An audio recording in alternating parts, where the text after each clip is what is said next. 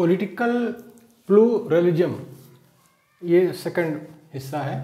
राजनैतिक बहुलवाद ये इसका दूसरा हिस्सा है।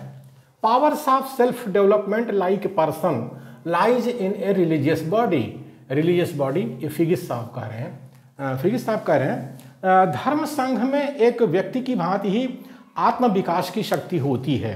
धर्म संघ में एक व्यक्ति की भांति ही आत्म विकास की शक्ति होती है। जैसे व्यक्ति जो है अपना विकास करता है, वैसे ही जो धर्म संघ होते हैं, जो रिलीजियस बॉडी होते हैं, अलग अलग जो धर्म होते हैं, उनका जो संगठन होता है वह भी विकसित होता है।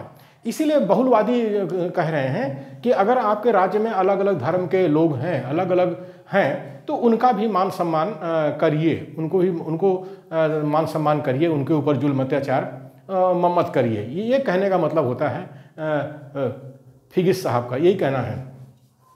Human society is not a sand of heap of individuals related only through the state but an ascending hierarchy of groups. Figgis साहब कह रहे हैं मानव समाज व्यक्तियों का कोई ऐसा बालू का ढेर नहीं है जो केवल राज्य के जरिए ही एक दूसरे से मिले हुए हों, बल्कि समाज में तो नीचे से लेकर ऊपर तक क्रमशः एक के बाद एक अनेक समूह होते हैं। एक के बाद एक अनेक समूह होते हैं। ये भी जो है फिगिस साहब कह रहे हैं कि मानव समाज व्यक्तियों का कोई ऐसा बालू का ढेर नहीं है जो केवल राज्य के जरिए ही एक दूसरे से मिले हुए हों।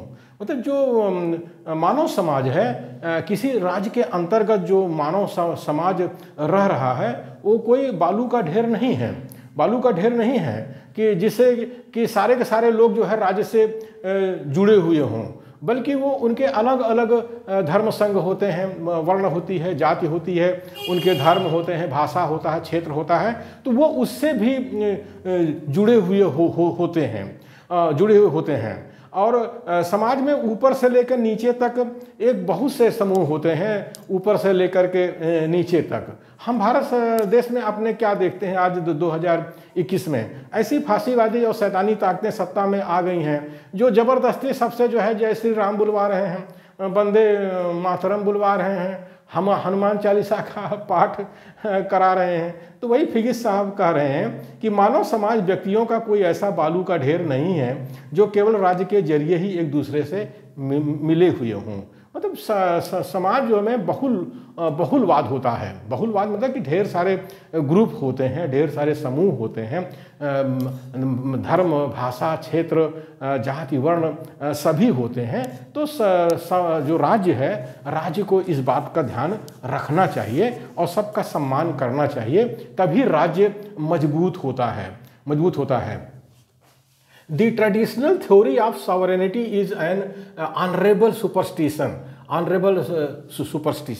संप्रभुता का परंपरागत सिद्धांत एक आदरणीय अंधविश्वास मात्र है। संप्रभुता माने सर्वोच्च सत्ता, जैसे राजशाही होती है, तानाशाही होती है, तो वो लोग मानते हैं कि बस हम ही हैं जो कुछ, जैसे हिटलर है, मुसोलिनी है, ऐसे तानाशाह होते हैं, तो उनको लगता है कि बस हम ही हैं पावरफुल, हम ही हैं सर्वोच्च सत्ता, सब लोग हमारा कहना मानो।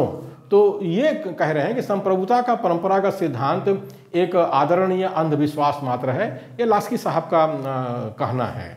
असीमित the theory of unlimited and irresponsible state is incompatible with the interests of humanity. ये एच.जे.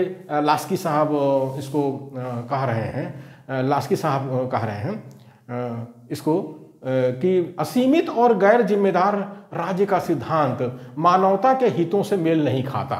असीमित और गैर जिम्मेदार राज्य का सिद्धांत मानवता के हितों से मेल नहीं खाता।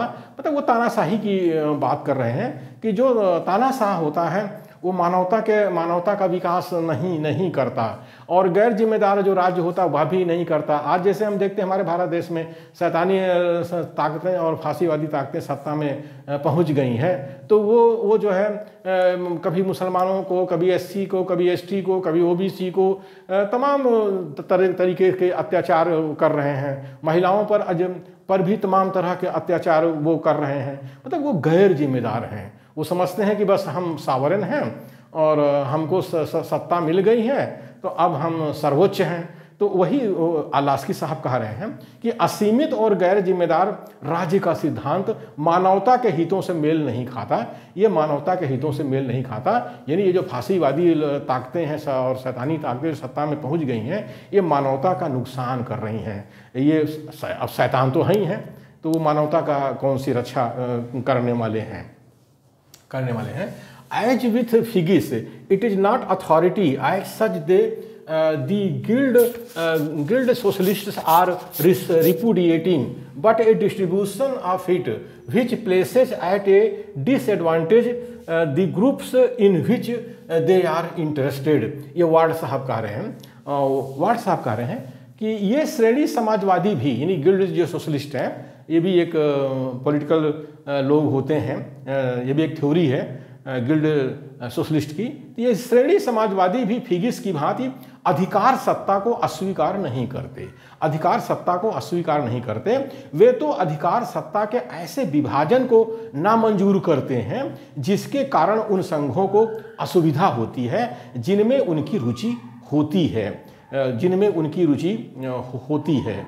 ये कह रहे हैं वार्ड साहब कह रहे हैं कि जैसे श्रेणी समाजवादी हैं, गिल्ड सोशलिस्ट हैं, और फिगिस भी कह रहे हैं, तो वो अथॉरिटी को जो है, जो सत्ता में कोई पहुंचा है तो सत्ता तो होनी चाहिए, वो कह रहे हैं सत्ता होनी चाहिए, उसको अस्वीकार नहीं करते।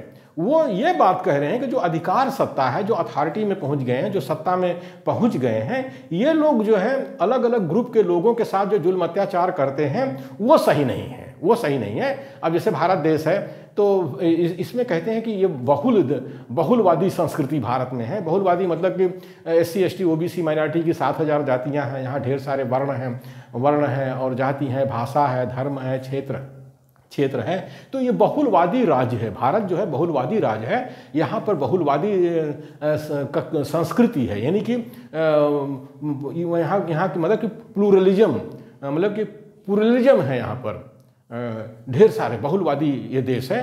तो यहाँ पर जो सत्ता में पहुँच गए लोग हैं, जो आज शैतानी ताकतें हैं, फांसीवादी ताकतें हैं, वो जो जुल्म अत्याचार कर रहे हैं, उसके लिए वार्ड साहब ने कह रहे हैं कि ये जो है मानवता के हित में नहीं है। सत्ता तो होनी चाहिए, लेकिन इस तरह की सत्ता नहीं होनी चाहिए जिस तरह की आज हम भारत में देखते हैं कि फांसीवादी ताकतें, शैतानी ताकतें सत्ता में पहुंच गई हैं और कहीं मुसलमानों को मार रही, कहीं क्रिश्चियंस को मार रही, कहीं SC को, कहीं शेड्यूल्ड कास्ट को, कहीं शेड्यूल्ड ट्राइब, कहीं OBC, सबके ऊपर जुल्म अत्याचार मचाए हुए हैं। तो इस तरह की सत्ता नहीं चाहिए। सत्ता चाहिए लेकिन इस तरह की सत्ता नहीं चाहिए। इस तरह की सत्ता, शैतानी सत्ता और फांसीवादी सत्ता, तानाशाही सत्ता, इस तरह की नहीं चाहिए। ये वार्ड साहब का कहना है।